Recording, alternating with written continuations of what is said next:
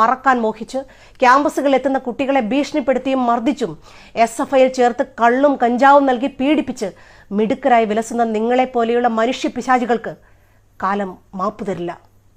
സിദ്ധാർത്ഥിന്റെ അമ്മയെപ്പോലെ ഒരുപാട് അമ്മമാരുടെ ശാപമേറ്റ് നിങ്ങളുടെ ജന്മം തന്നെ തുലഞ്ഞു തീർന്നാൽ അത്ഭുതപ്പെടേണ്ട ആർഷോ.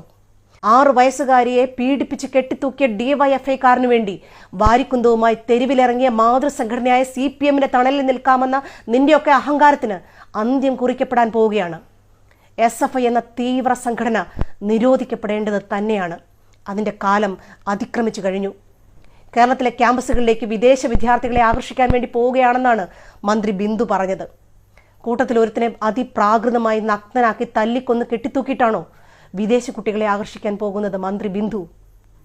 നിങ്ങളെയും നിങ്ങളുടെ കൂട്ടരെയും പേടിച്ച് ഇനിയുള്ള കാലം കുട്ടികൾ ക്യാമ്പസിൽ വരാതായാൽ അതിൻ്റെ ഉത്തരവാദികളും നിങ്ങൾ തന്നെയായിരിക്കും.